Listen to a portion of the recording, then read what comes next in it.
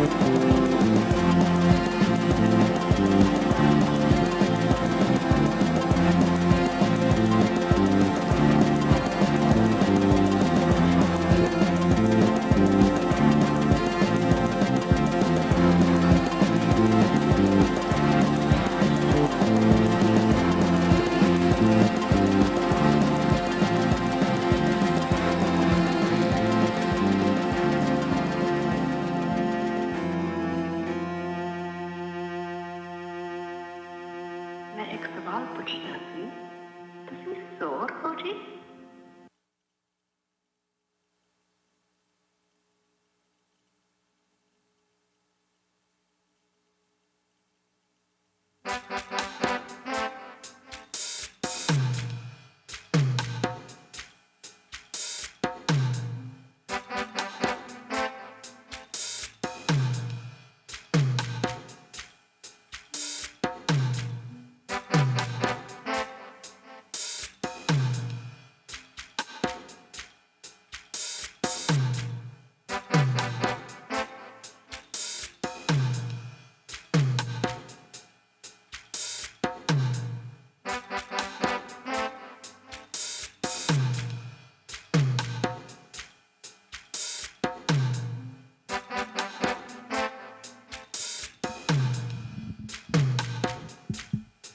check, check, check, check. Ah, yes.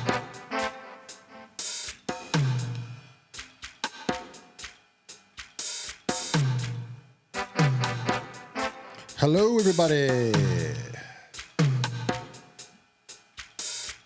Welcome back to the lives. What's up?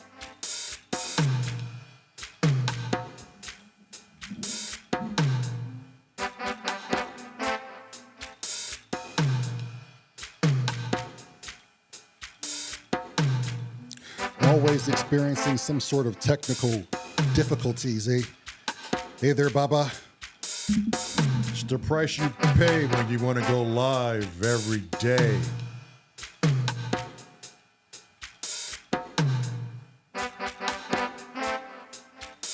It's got to be some sort of gremlin. Just a mastermind behind all this. He's just in the workings.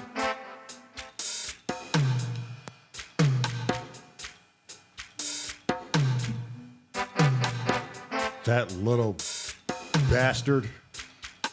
He's working levers, pulling, thrust, pull, lever, move. Jeez.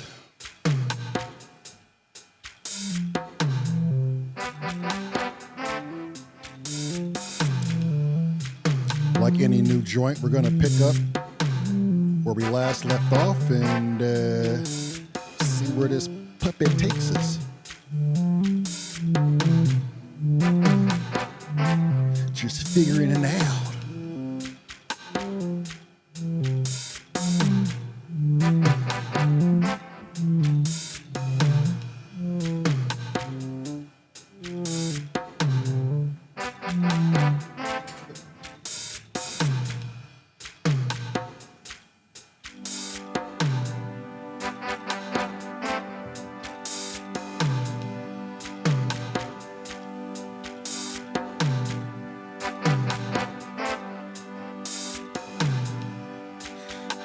I feel like my butt is too big in these shorts. Let me take a gander. You're fine. I feel like these shorts are hugging my butt.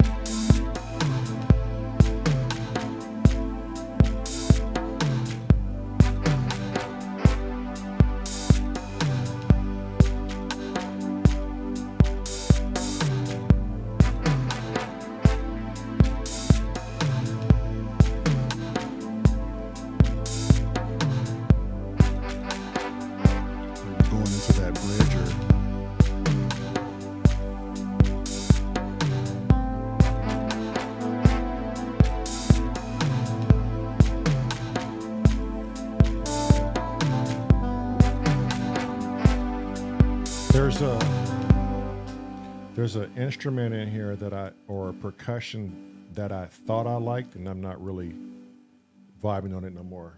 I'll let you listen to it. Hang on.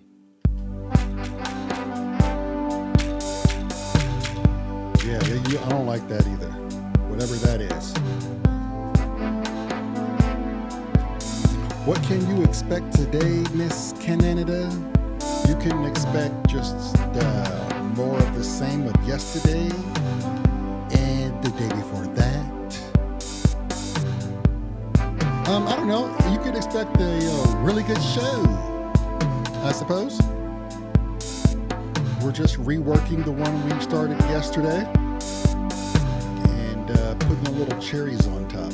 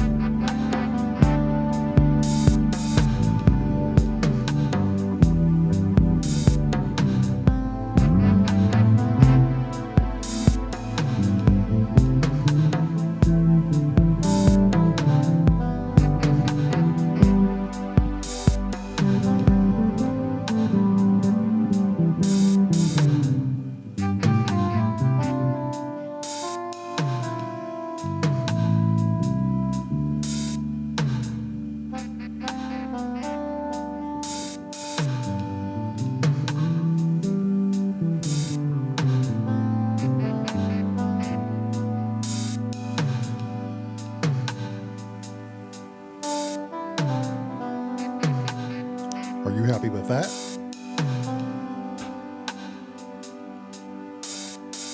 Yeah, I'm loving this.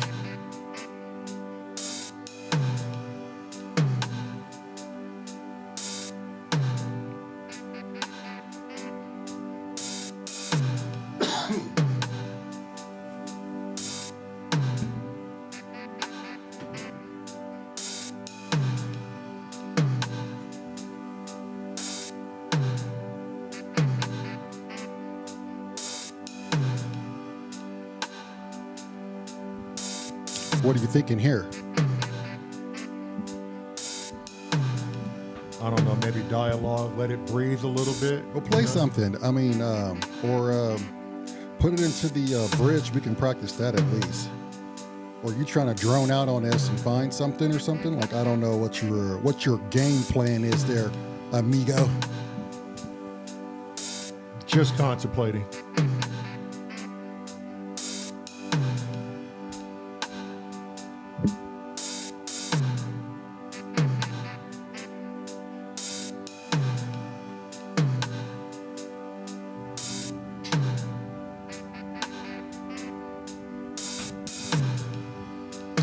Thinking you have something in mind? Yeah, I'm gonna probably try something. I'll probably try a couple of things. Well, kick me off to the beginning because I don't want to sit here stagnant and drone out with you. I might as well get this under my fingers.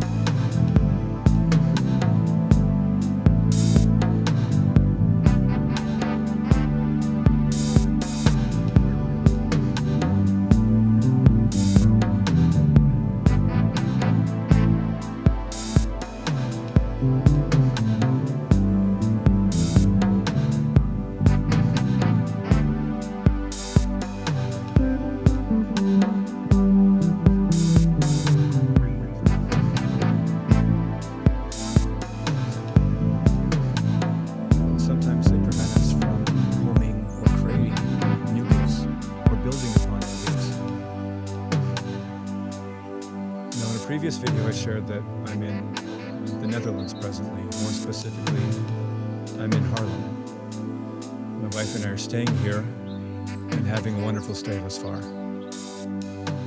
But to borrow from Gabor Mate, my métier, or my particular gift, is communication. I've always been adept at communicating because I feel like I speak the language of the soul. Very good. And when I connect with people, I can feel them.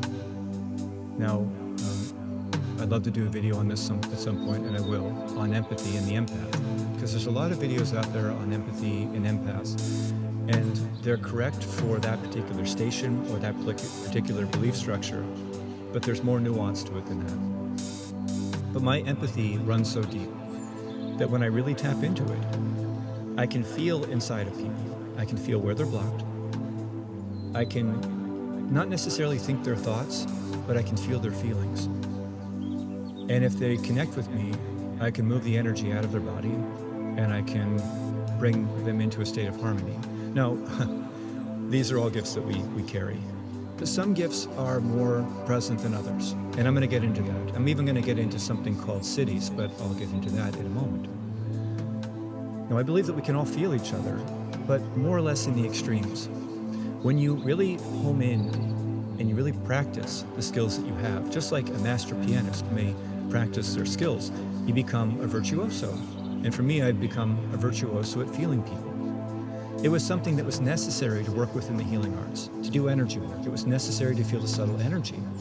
To be able to help people in any way, I had to be able to measure them, feel them, connect with them, see where they were blocked, guide them.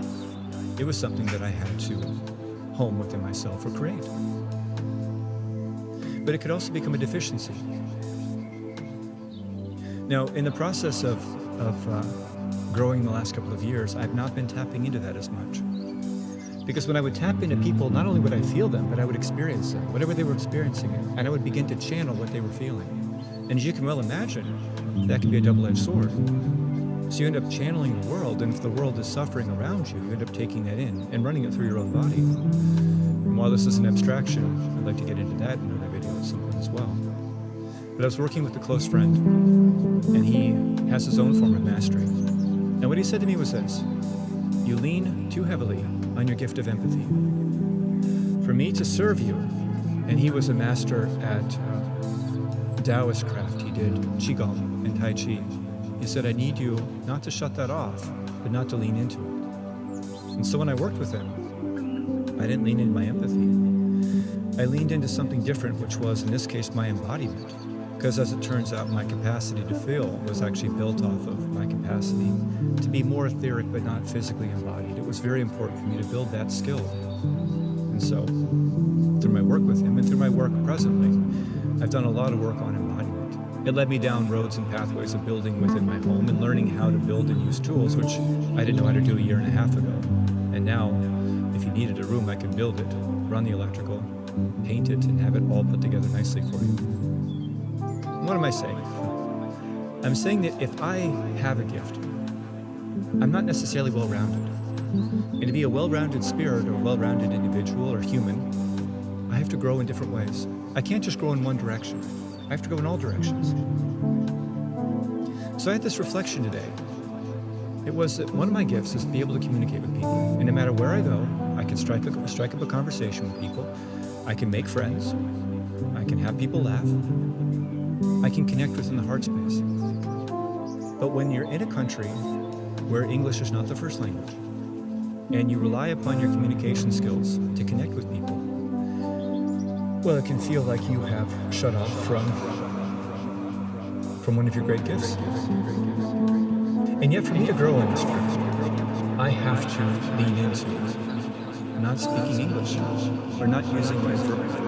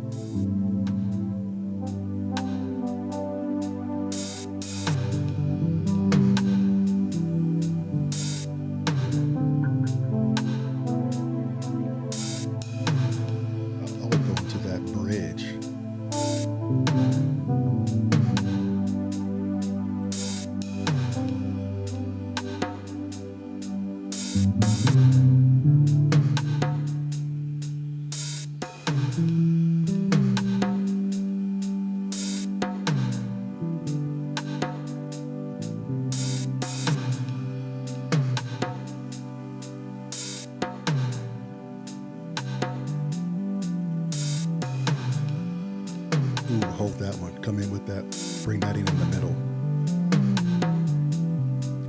You know what I mean? Because it'll add a different flavor to it. Either way, we could deliver it in many ways.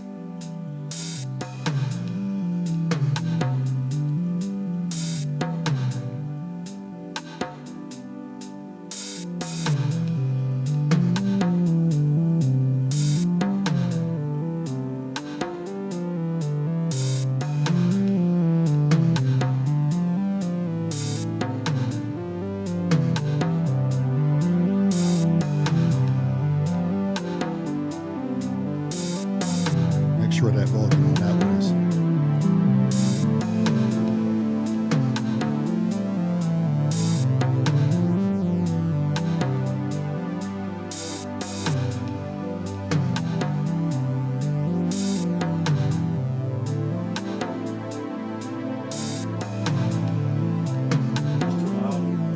We'll see when I get the bass section in.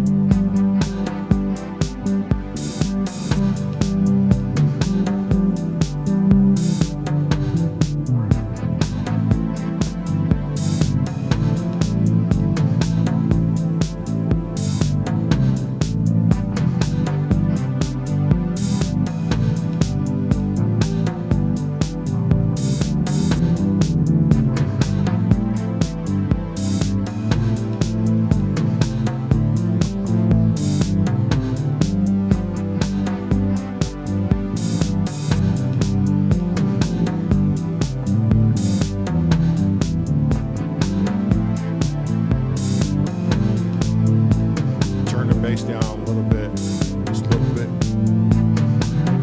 Okay, I didn't change it from yesterday, so. All right, just slightly.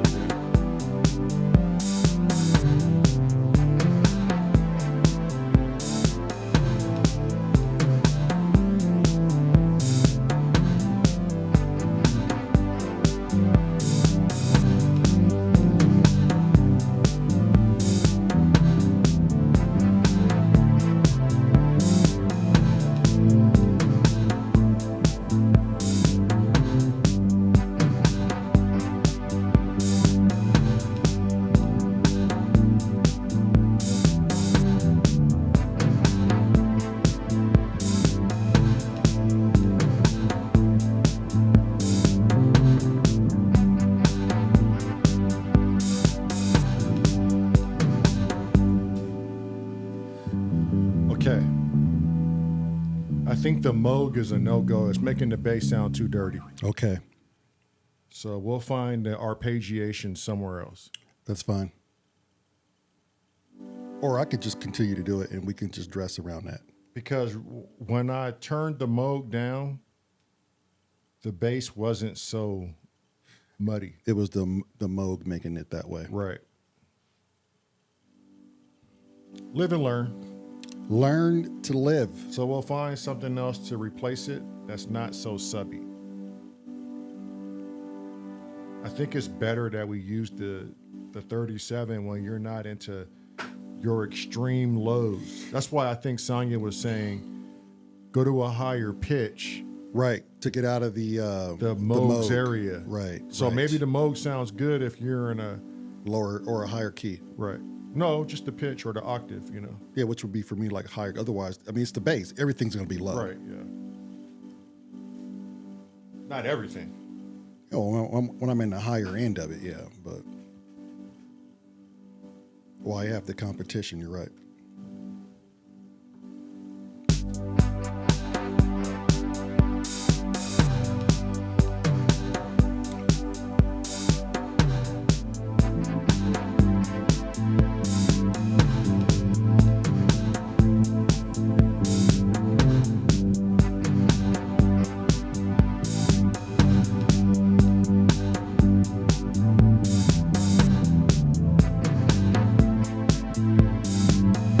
How's that? It sounded cleaner. You didn't turn the bass up, did you?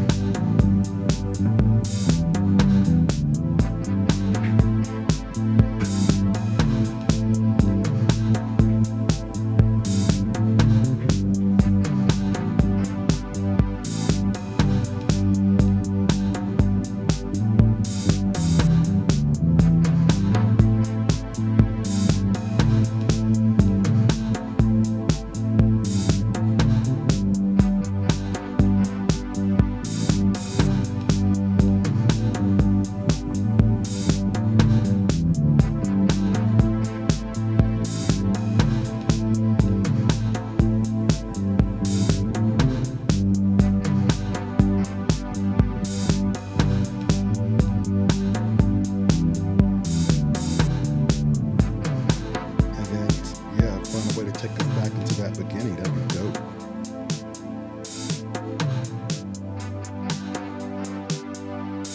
Communication skills to connect with things.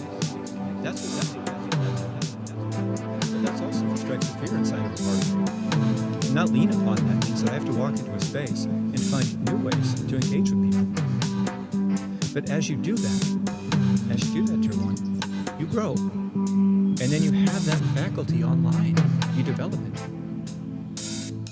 Now, to get into a little bit more of the esoteric world, which I always love to do with these videos, and again, take in what you feel is right. If I say something, sit with it. Not everything is sacrosanct. You know, a lot of the ideas I've come across, if I heard 10 or 15 years ago, I would not have believed.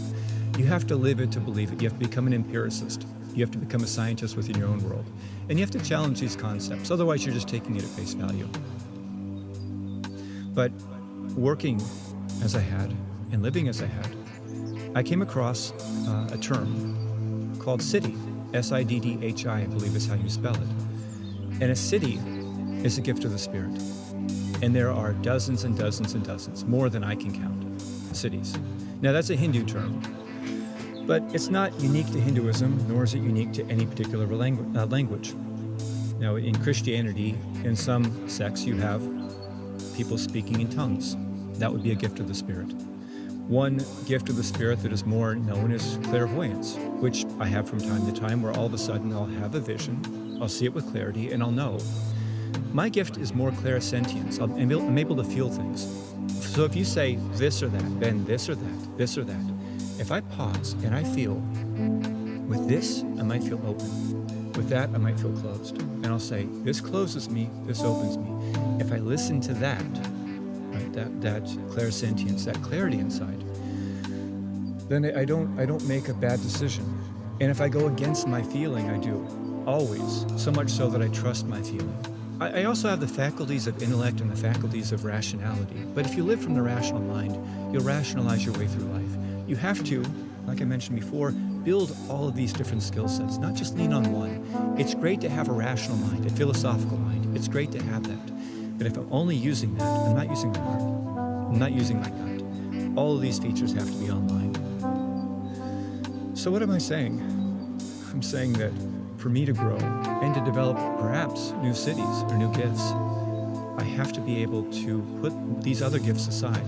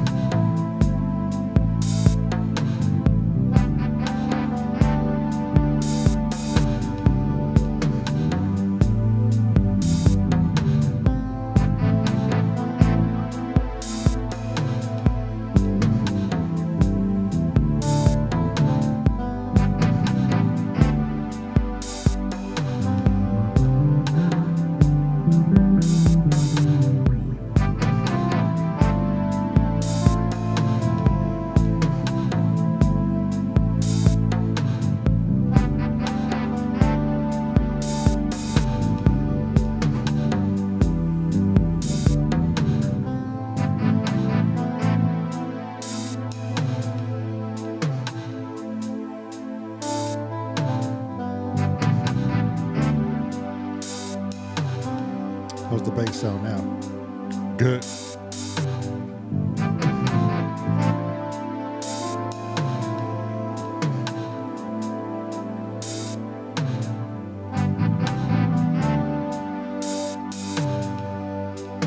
So I like that coming out of the.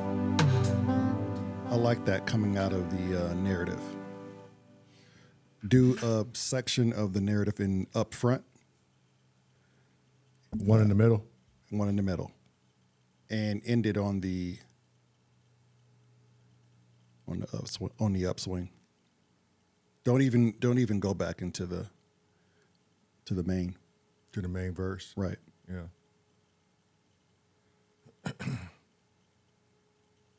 What do you think about that? How do you want to do that, Pilgrim? I think too, I want to try let's try some vocal processing too. Let's try to see what we can't figure out with some vocal processing. Let's dab it. We got to turn these mics down, right? Right. I mean, let's dab and dilly and all of it, my bro. Yeah, it don't hurt. Let's try it at least. Get your feet wet, man.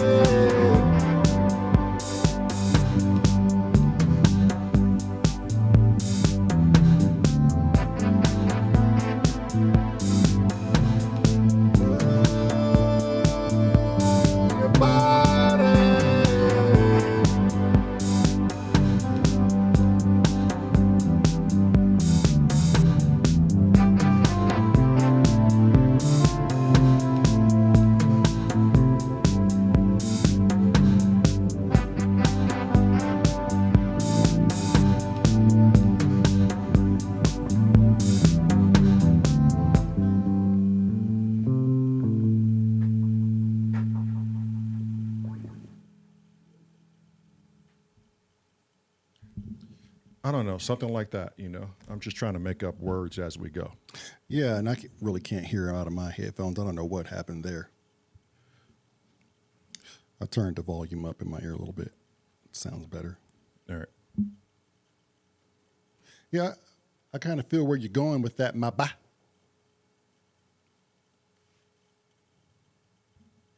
I mean, it don't hurt, so let's just try to see what happens with that.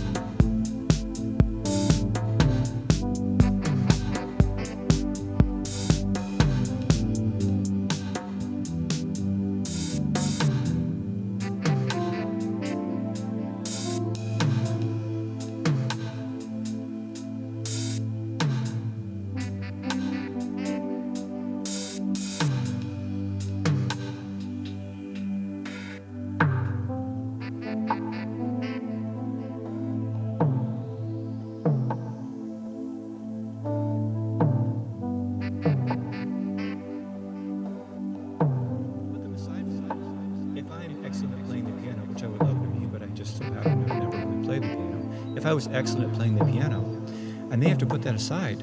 Take the gifts of knowing how to play the piano so that I can learn how to play the trumpet or play the saxophone, whatever I pick up. In order to grow, I can build off of what I've already built off of, but I have to pick up another instrument. Now, where I'd like to close with this video and talking about cities or gifts of the Spirit are that to the spiritual adept or to a Christ or a Buddha or Lao Tzu, or whoever your jam is, a Krishna, whoever your spiritual being is that is your person, Kuan Yin, or the universe if you're more secular, whatever you believe. In these beings, they did not use cities or gifts of the Spirit as parlor tricks. If you play the piano as an example, then you're playing ultimately for the joy of playing the piano. If you're doing it to garner attention from people, or garner respect, or garner approbation or approval, that will only go so far. The approval-seeking state always requires someone to admire you or energize you. And as soon as someone isn't there, you go starving. So it has to be from joy. It has to be from connection that it forms. And something that I've heard from a couple of different sources and something that I believe, it's my belief, if it isn't yours, that's okay, but this is my belief, is that when you reach higher states of consciousness or higher states of being, the cities or the gifts of the Spirit come through you. And it is no big deal. It's no big deal. And how I equate that is if you have the faculties of sight, and you have the faculties of hearing, and you have the faculties of taste and touch, it's not a big deal. It's not a big deal unless you're really moved by them, unless you're really struck by something. Otherwise, you just kind of disengage with it. You take it for granted. And I'm not saying these spiritual beings would take it for granted, but they would know that they could see. They would know that they can hear. There are points where, if you have all of your faculties of these senses, you're really looking at something, and you're putting your hearing aside. And there are other moments where you have something you're really listening to, you're taking in music. You might close your eyes as you're taking in the music, because you really want to lean into the gift of your hearing. And that's what I'm communicating. These gifts that we have, they're not meant to be our possessions. They're meant to be things that we pick up like instruments. And at any moment, I can turn on my clairsentience or my capacity to feel. And I can slow down within myself and I can go into, and I can communicate to someone. You're closed here. All right, now let's breathe into the space. Let's open it up. Now you're open. But I don't have to have that running all the time. How long? Otherwise, I'm always leaning into my hearing, always leaning into my vision. I can build that skill just like someone might do. I don't know. I'm just trying to feel it and then figure out where I want to make changes and stuff. Just doing it slow before I get fast. Building upon their capacity to hear. Or someone who can't hear but can see, maybe they can see things because they have gained an aptitude that you and I don't tap into. It can be said that with somebody who's reading Braille as well, their sense of feeling. When I got into the healing arts and I would work on people's backs and their bodies, I could read their back. I could feel each sinew, each muscle in their body. And I could read it. And I could read it like feeling the fineness of a hair. I could read the subtlety where I couldn't before. It was something that was built. So for us to grow, our gifts are our gifts. We're not meant to.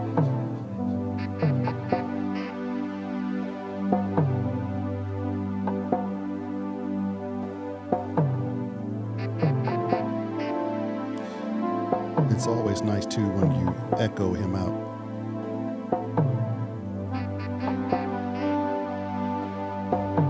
I forgot to do it.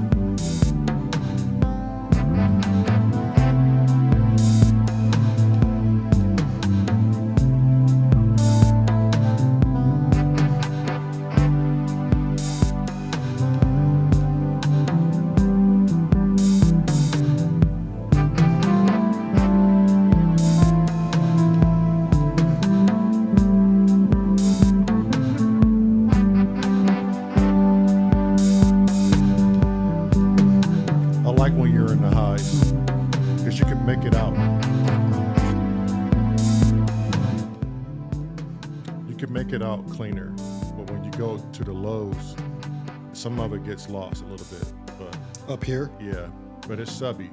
Right.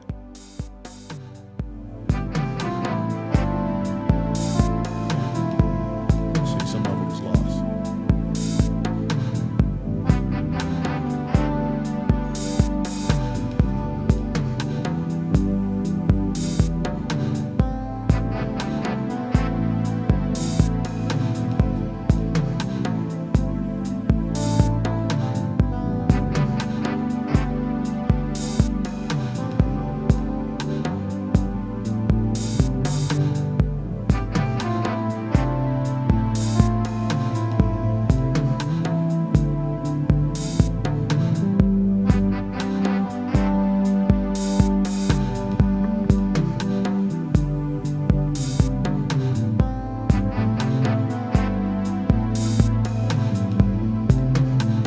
Yeah, see, there's no loss of information.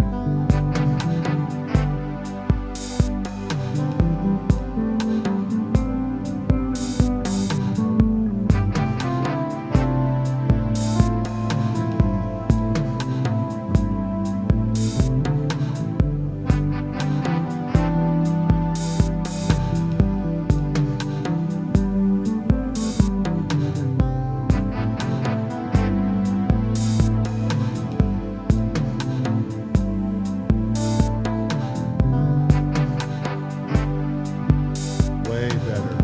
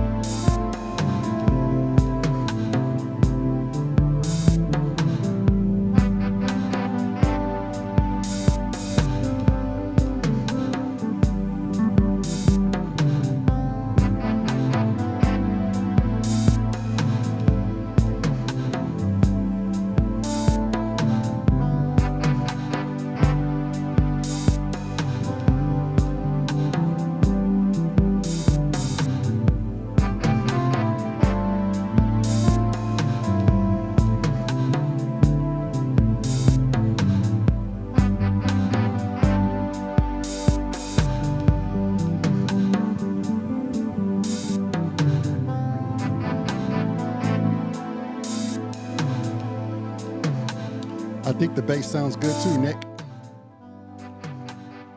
I don't know why you just turned me down, man. Yeah.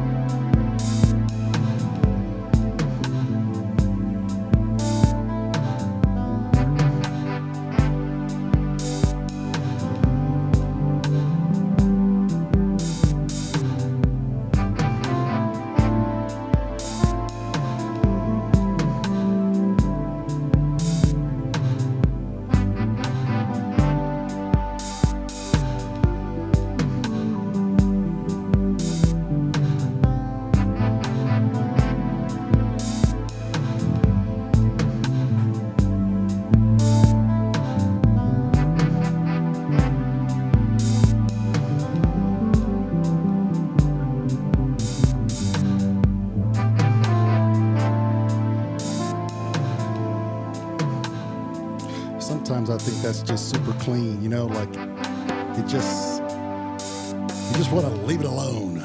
Yeah, when you're in the higher notes, it sounds Right, clean. but it has its place. Now I don't want to take that away from the low end too. I'm just saying when you get to that lower end, for me, I lose bits of information from the bass. Right.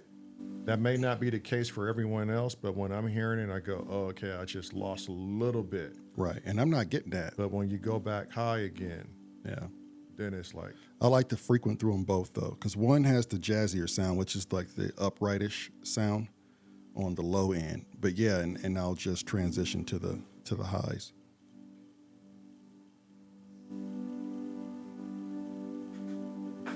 And I even have the gain down and everything else is down. So I don't know why you're getting more bass than not even rolled off on the actual. I'm not saying I'm getting more bass. I'm just saying It sounds muddy for some reason. when you're up that low between the bass drum itself, Right. you're losing packets of information.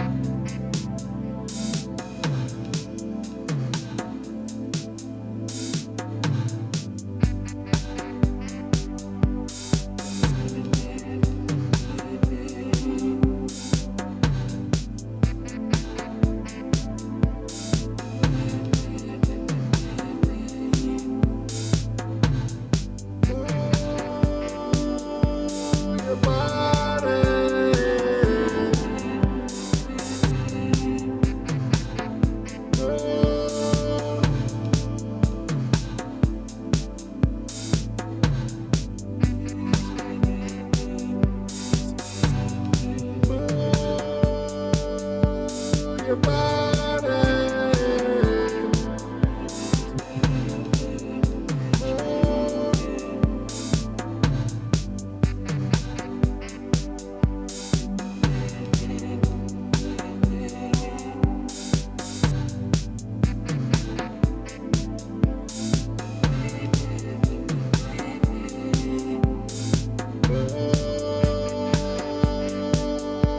Your body.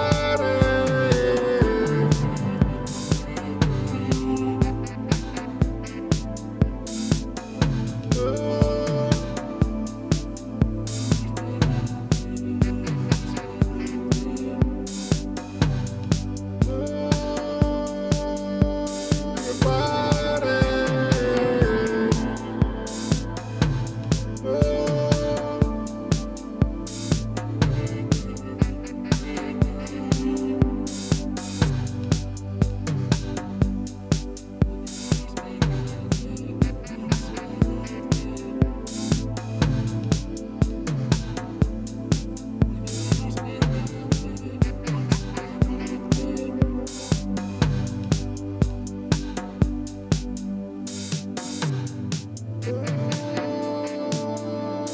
Your body.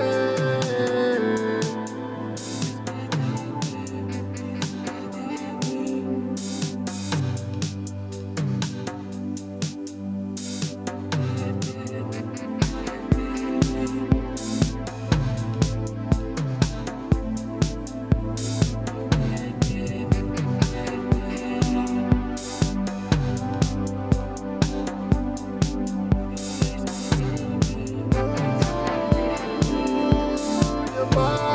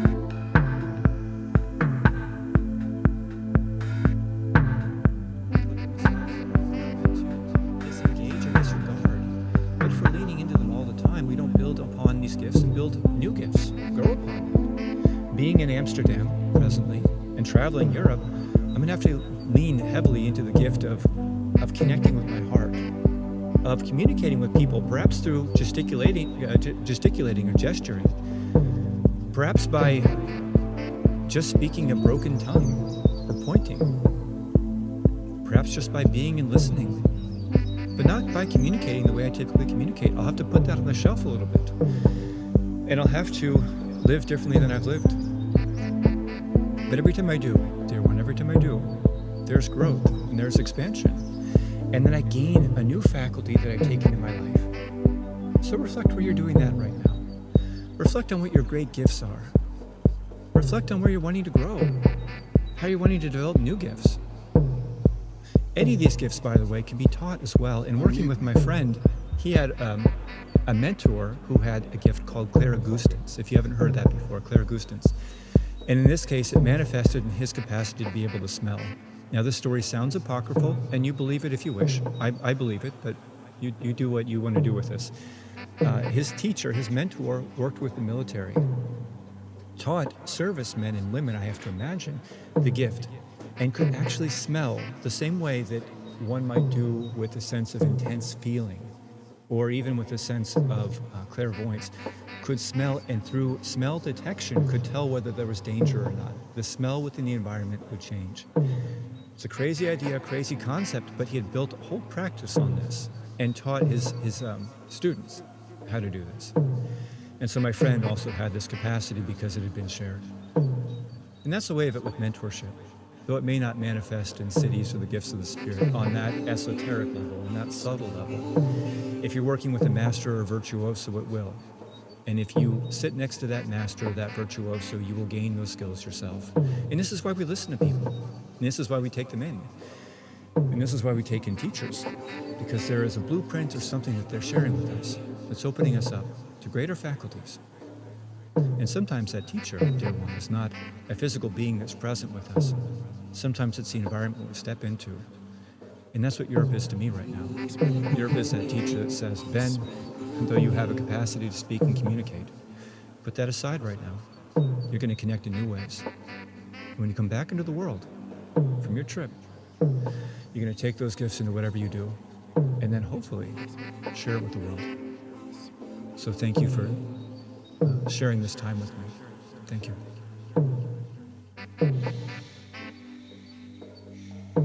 I like to say that this time and space is sacred, that you and I are sacred. And when we connect together on our deepest level, there is no you and there's no I. And that was how I experienced those gifts. For the gifts to come through, we have to enter into this etheric state, the state that feels airy and light. But it's also a state where there is no you and there's no me. I'm not lording something over you. I'm not better than you. And in so many ways, I am you. And when you enter into that space, you're becoming light to light, heart to heart, soul to soul. In that space, there's only connection. But in that space, there's only magic. And in that space, it is the realm of miracles. So thank you, dear one, for dancing in the realm of miracles with me. I hope that this opens you to more and more miracles within your life. Thank you.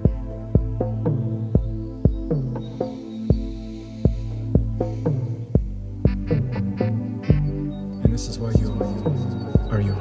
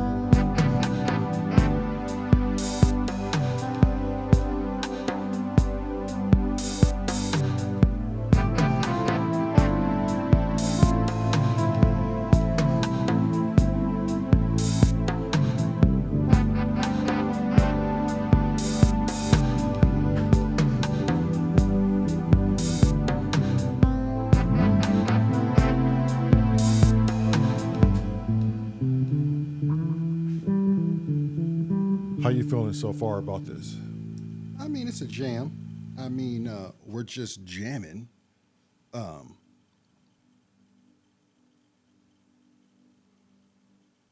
mean, I feel okay about it. The bass sounds good. We got some little confirmation there from Nick. All sounds good from Def Quad. Meryl says it sounds good.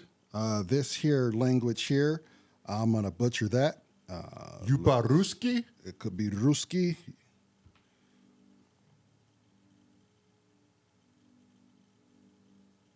Gorosho Malchik. Wonder how close we are to, butchering that. How does this sound? I guess it was just we're just trying to figure this out, people. I think it's coming along. I think we're in the right ballpark. I'm getting this 80s vibe from it totally in the bridge section. Let me know if I'm wrong with that.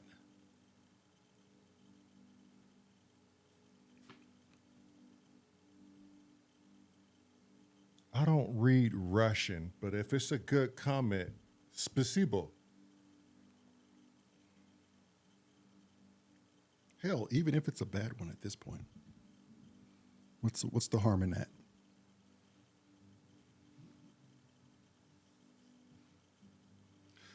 I do like the great use of adding Ben in there. Right, that was dope. I think if we do this, we don't go back to like you said, we don't go back to the original verse. Yeah, because there's so much in between. So you have a run of conversation in the beginning. You have the main rhythm. You have another run of conversation. You have the bridge. End it. Hell, you could do the bridge twice.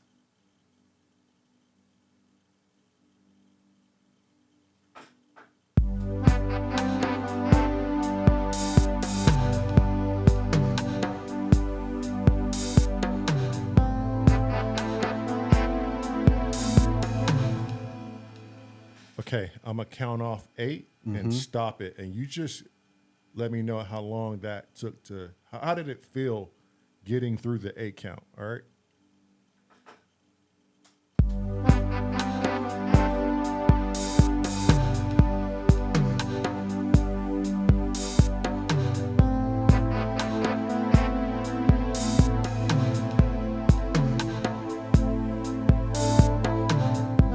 Start of 2.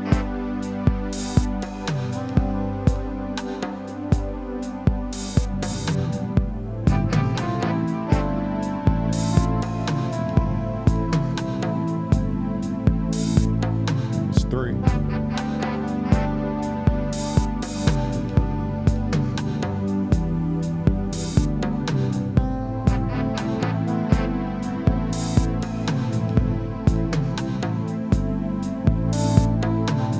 Here's 4.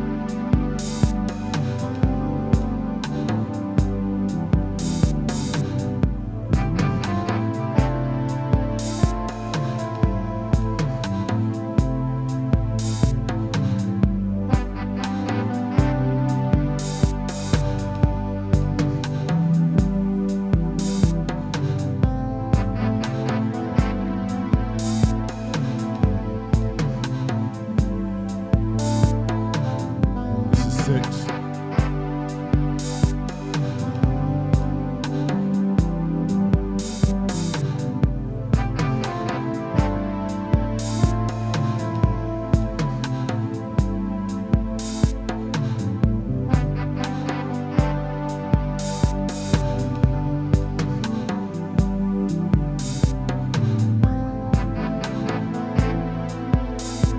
I think that's enough.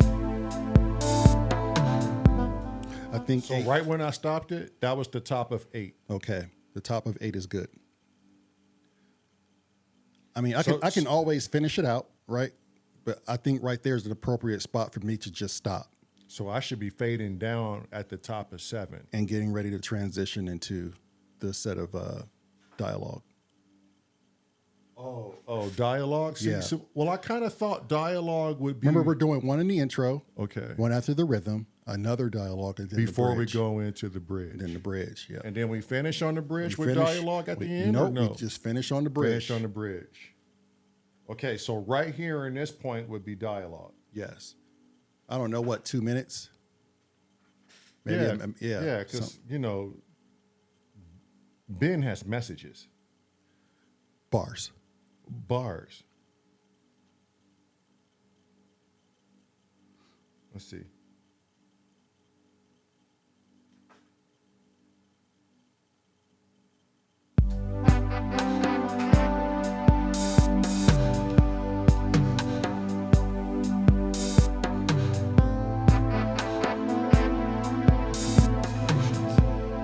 Has such an impact upon my life. One who is not particularly interested in puppets. But for some reason, Kermit captivated me. So much so that I've learned how to do an impersonation of him, which I'll do at the end of this video. But his creations are still with us, and they're still moving us. And they've brought forth this documentary called Idea Man, which I watched this week, which led me to then watch a 6-part series on YouTube through Defunct Land, which was an excellent series and brought me to tears multiple times. And then that led me to his memorial. In his memorial, if you need to cry, watch that. Because when you see Big Bird communicate, it's not easy to be in green. And then speaking to the heavens saying, "Thank you, Kermit," at the end. If you don't cry, I would be shocked and I would be surprised. But watching these things, I felt like it was a deconstruction of Jim Henson's character. A blueprint that we have as humans to see how we can create worlds and be visionaries and be dreamers and have it work within this world. I should probably bring it And up how as he's these talking. visions are Right. not just creating creations, but they're creating people in that image. And people are choosing to leave their lives and to walk in that way, essentially as disciples, not to make it religious, but essentially as disciples, following the discipline of the dreamer, of the visionary. And so there are many different tropes, the themes that I found moving with watching all of these pieces. One such piece is having a vision that you hold so strongly that nothing stops you.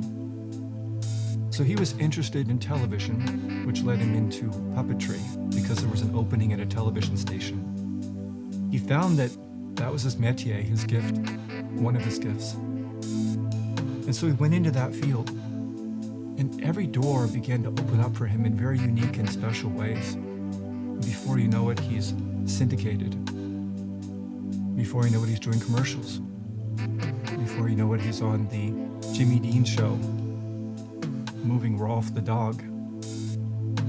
And Kermit is interesting throughout this entire feature because he's following Jim Henson every step of the way, but he's not Kermit initially, not the Kermit that we know. He's like reptilian. He has no real identity. And then he becomes the frog later on. And because he's following this vision, all of these different interesting pathways open up for him. And it gives him an opportunity to do other things he wants to do, like experimental film work. It opens the doorway to Sesame Street, which is not something that he could have foreseen.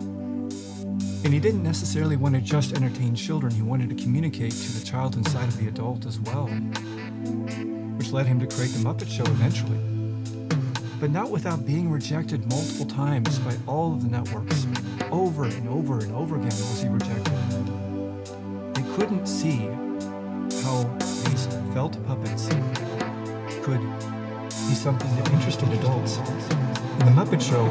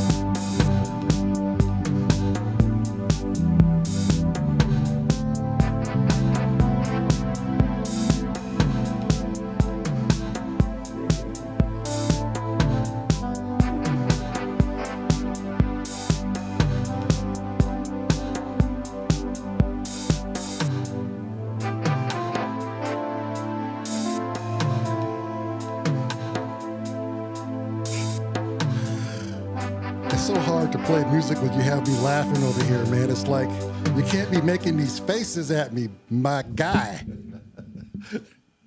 That's just testing your skills. You're testing my mental fortitude by making funny faces at me. Oh. Well, I mean, thus far, it's been a really good show. Rosalind Bitsia.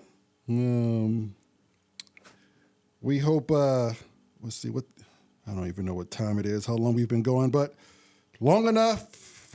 We'll see you tomorrow.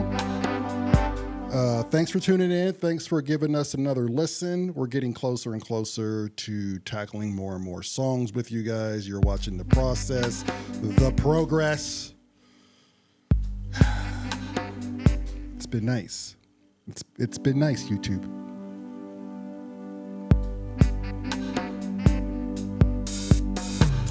As we always do, we're just going to close it out by playing this same old shit. Get it under your fingers.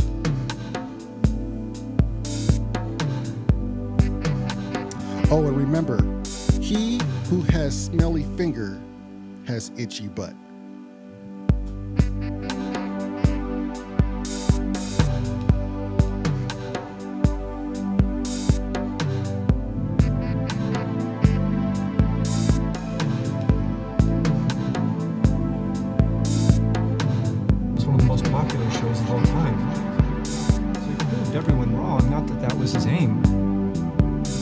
The vision to its logical conclusion.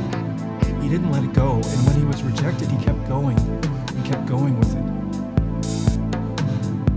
Another feature that moved me with all of these works was the character building. But Kermit initially was, like many of his characters, loud and brash, fighting. It was part of his alter ego, but Kermit's heart is what came to the forefront years later. And the Kermit that we know developed just like the people within Jim Henson's life. So if you get a chance to watch his memorial, listen to Frank Oz's piece. Frank Oz met Jim Henson very early on. It would be when Frank Oz had graduated high school, around that time, and he began to follow Jim Henson. Initially like a father, but then he found his way more towards brotherhood. And Frank Oz was the Bert to Jim Henson's Ernie.